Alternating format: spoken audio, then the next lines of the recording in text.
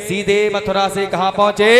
द्वारका में पहुंच गए। द्वारका में अपनी गद्दी पर बैठे कन्हैया का अब जो नाम है द्वारकाधीश पड़ गया। वो द्वारकाधीश भगवान की जय।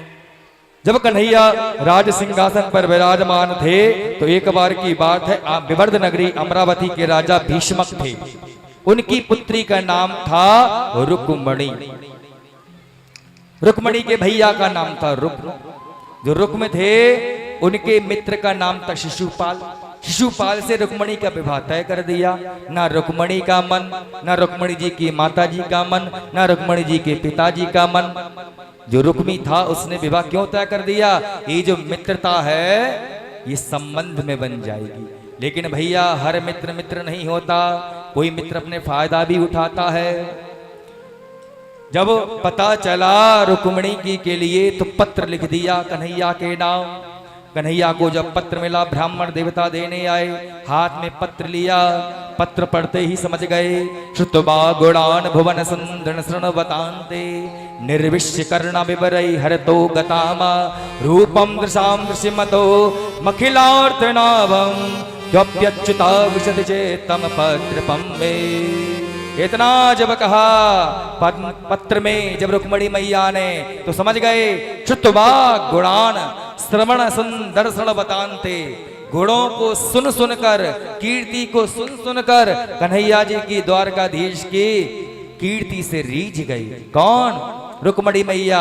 और सुनते सुनते ही सुंदर छवि बन गई रुक्मणी जी के मन में, और मन ही मन कन्हैया को द्वारकाधीश को अपना पति मान लिया। पत्र में लिख दिया, मैंने आपके रूप में आपको पाया है, स्वप्न में आपको देखा है, ख्यालों में आपको जाना है, और मैंने आपको बचपन से ही पति माना है। आप मुझे प्राप्त नहीं कर पाए तो इसमें आपकी बदनामी है, हमारी नहीं है। हमने तो आपको स्वीकार कर लिया, अब आपकी बारी है, स्वीकार कर लो। ब्राह्मण देवता से कहा, कैसे स्वीकार करें, कोई तो योजना बताओ। ब्राह्मण देवता ने कहा, रुक्मणी जो है आपकी जो धर्म पत्नी है, जब आपने मान लिया इसलिए पूछ रहे हो। आपकी जो धर्म पत्नी है वे कुल देवी की पूजा करने के लिए कुल देवी के मंदिर जाएंगे। आप वहां पर बहुत घनघोर जंगल है, झाड़ियां हैं, मंदिर के पास आप वहां पर रहिएगा। जैसे मंदिर में आए और आप उनका जो है द्वारका में ले आइएगा। क्यों?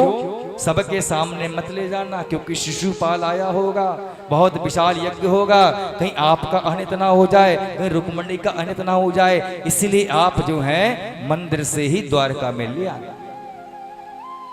इतना कहा, पत्र को वहीं छोड़ा। कन्हैया ने क्या काम किया, घोड़ों को रथ में सजाया, और सारथी पे भरोसा नहीं है, कहीं दुल्हन को कोई और ना ले जाए। भाई हमारी दुल्हन है, हम इसको प्राप्त करेंगे। कन्हैया ने अपने सारथी पे भरोसा नहीं किया, आज तो घोड़ों को हम ही चलाएंगे। जहां पर खुद बैठते थे वहां पर ब्राह्मण देवता को बिठाया पीछे, स्वयं घोड़ों की लगाम को पकड़ा और मन की गति से घोड़ों को दौड़ाया, और कुछ पल में ही अमरावती में पहुंच गए, जहां पर कुलदेवी का मंदिर था।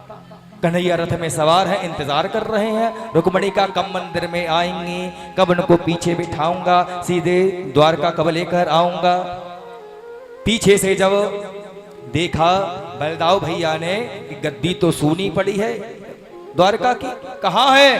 मंत्री ने कह दिया, हमें नहीं पता है।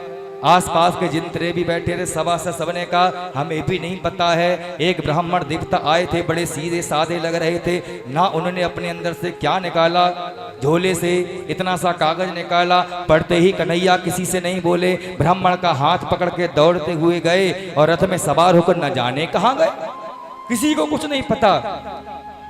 बलदाऊ भैया ने कहा, मैं तो बड़ा भैया हूं यहाँ पर, मुझसे बड़ा यहाँ पर कोई नहीं है। अपने बड़े भैया से पूछा तक नहीं, सलाह तक नहीं ली, कोई कौन सी ऐसा अर्जेंट काम आ गया होगा, ऐसा महत्वपूर्ण काम कौन सा आ गया होगा। चारों तरफ देखा तो गद्दी के पास में वो पत्र दिखाई दे गया। पत्र को पढ़ा, बड़े मुस्कुराए, इतनी जल्दी है विवाह की, अपने बड़े भैया तक से नहीं पूछा। अरे देखो विवाह करने गया है कन्हैया अपना द्वारकाधीश, चलो बारात को सजाओ। बलदाऊ भैया पूरी बारात को पीछे से लेकर आ गए। उधर जब था रुक्मिणी मैया को ब्राह्मण देवता दिखाई दिए। ब्राह्मण देवता के मुखारबिंद पर मुस्कुराहट थी। समझ गई काम को बनाकर आए हैं, काम को बिगाड़ कर आते तो मुस्कुराहट नहीं होती। जब ब्राह्मण देवता के मुख पर मुस्कुराहट है, इसका मतलब मेरे जीवन में भी खुशियां आने वाली हैं। सखियों को बुलाया, सखियां सज के आ गईं। रुक्मिणी मैया ने 16 श्रृंगार किया। 16 श्रृंगार करके सखियों के बीच में सुंदर सी थाली में फूल की माला को लिया, पूजन की सामग्री को लिया। आसपास से सखियां जा रही हैं और सीधे कहां पहुंच गईं? कुल देवी के मंदिर में पहुंच गईं। मैया के सामने मैया को प्रणाम करने लगी। क्या कहने लगी?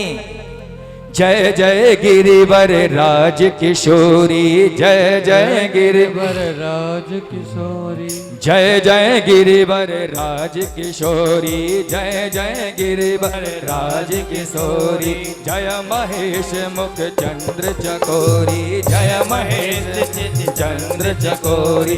जय गज बदन सडानन माता, जय गज बदन सडानन माता। जग जननी दामनी दुति गाता, जग जननी दामनी दुति गाता। जय जय गिरिवर राज किशोरी, जय जय गिरिवर राज किशोरी। जय महेश मुख चंद्र चकोरी, जय महेश मुख चकोरी।